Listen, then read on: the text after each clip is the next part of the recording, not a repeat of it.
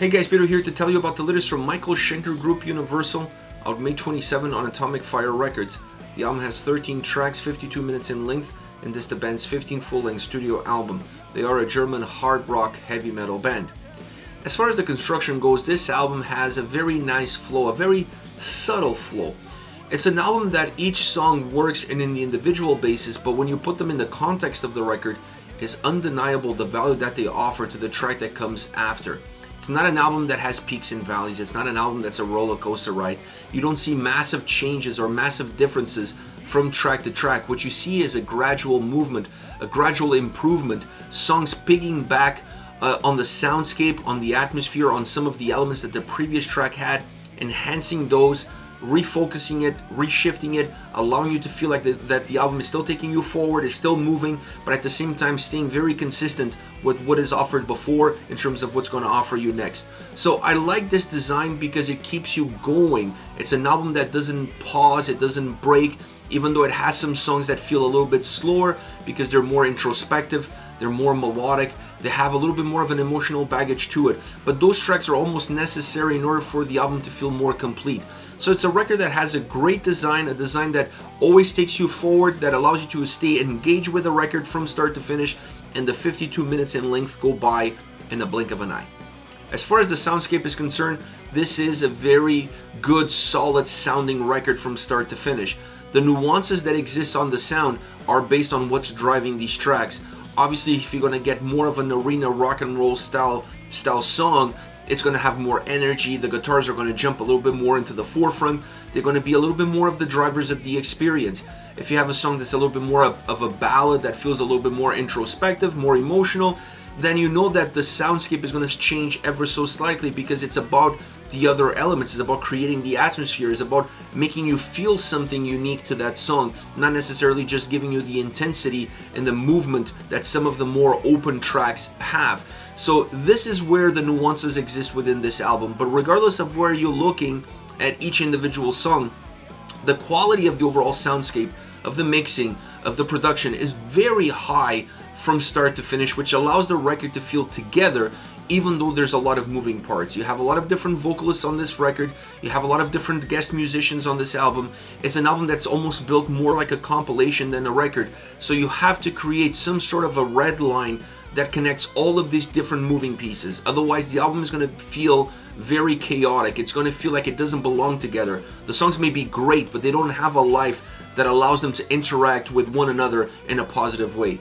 This album was able to kind of, hide all those imperfections or hide all of those elements that could become imperfections, making the album feel more solid, more unified under one single umbrella. The other element of the sound that I really enjoyed is that it doesn't allow the guitars to drive the experience on every single track and be the beacon in which you're focusing your energy and your attention on. I felt like on this record, the guitars are more part of the big picture, not necessarily the picture. You see them come into the forefront more in the solos, which is expected. But outside of the solos, when it comes to melodies, when it comes to leads, when it comes to harmonies, it's really about the collective. It's what about the collective is giving the song, it's about what the song calls for, and not necessarily just showcasing one single perspective or one single element that's part of this larger picture, of this larger motor. That's really what this album becomes all about. Now, having said that, I love the guitar sound throughout. It's definitely one of the pillars, but just one of the pillars, not the pillar of how this whole record is constructed. It's a great member of the team, and there's no why in team, and this album has the soundscape to prove it.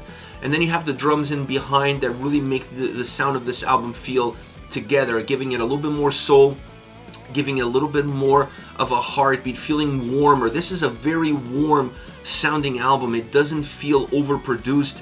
It doesn't feel manufactured. It feels like it comes from the heart. It comes from a place that had a soul in it, and then that soul got transmitted or got put into the music that was created. This album really has all the right ingredients, all the right elements in terms of drum sound, bass, even synths, and then obviously the guitars and what they offer.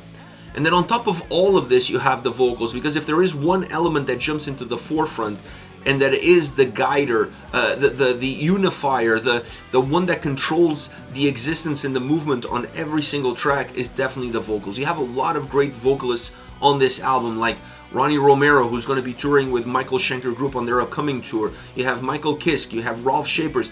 I mean, this album has great voices behind it, but it's always difficult to find room for all of them.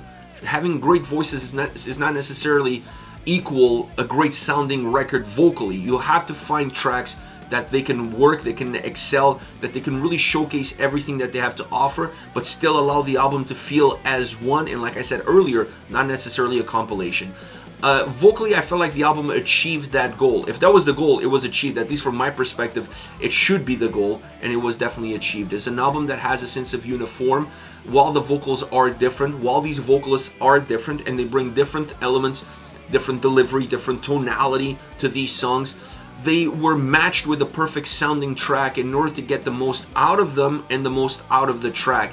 And when you do that, the quality of the songs gets elevated so high that quality masks a lot of the differences or a lot of the gaps that exist in between them in terms of what they can do. So the whole record is a lot more uniform. It feels a lot more compact, even from a vocal perspective, even when you have so many different vocalists working on it. This is the kind of record that most fans will come in for the guitars, and I think they're going to stay for the vocals. But it's an album that's worth for the collective. I really have to emphasize that. While the vocals are out of this world, while the guitars have a predominant role in driving the songs and creating an energy and being a little bit of the spinal cord of the overall soundscape, this whole record is worth for the collective. I really felt that the collective was extremely powerful, extremely strong across all 13 tracks, which unifies the album as one. Now, as far as favorite songs are concerned, I want to start off with Under Attack. This is the second track on the album. I love the subtle synths on this track. Perhaps they're not so subtle, but they felt really subtle to me. They added a great atmosphere to this song. It's a song that has a mysterious vibe to it. I don't want to call it somber, but there is a little bit of a dark vibe, mysterious vibe to it. You see it in the musical aspect of the song. You see it in the vocal aspect. Definitely those synths add to that atmosphere, make it feel a little bit more palpable. At times the track feels very linear. It feels like it doesn't change that much between verses and chorus. It feels like it's always going in one direction at one speed. But the chorus on this track it's a hook. It's a hook musically, it's a hook vocally. It's definitely going to be the thing that's going to set it apart, and it's going to be the one element that's going to make it memorable, is how the chorus comes at you. I love the strength, I love how hooky it is, how simple it is, how easy it is to remember. It's a great track with a great solo. The solo adds a little bit more light, it adds a little bit more energy to a track, like I said earlier, feels a little bit feels a little bit mysterious, a little bit dark. So it's nice to have a solo that goes against the grain and opens the doors, it opens the windows, it lets the sun come in and allows to have a little bit more of warmth within all of that cold, within all of that darkness. Next you have The Universe. This is a duet between Ronnie Romero and Gary Barden. It's a power ballad. Not necessarily a power metal ballad, but a power ballad nevertheless, because it's a ballad and it has power, and it's a duet. What else do you want from a track like this? This song is absolutely phenomenal. Vocally, you can ask for anything better. The dynamic between these two vocalists really comes to life in this song. They work so well with one another. They feel like they've been doing this for years because the interaction between the two is seamless. It really is, and it's one of the elements that gives so much energy, that makes this song so impactful, is how these two voices cooperate with one another in perfection from start to finish. The sound tries to give the song a feel of epicness. This doesn't mean that the sound is big. No, the sound on this song is actually pretty contained as it moves along. It becomes bigger and bigger as you progress towards the end. But at the beginning, the sound feels very contained. But just because the sound is contained, it doesn't mean it doesn't try to be bigger. It doesn't try to fill in all the gaps. And I think where this song expands is on the emotional side. When you listen to the lyrics, when you experience the duet of these two incredible vocalists, it's impossible not to feel something towards it. And that feeling is what's going to make this song feel a lot bigger, not necessarily the sound itself.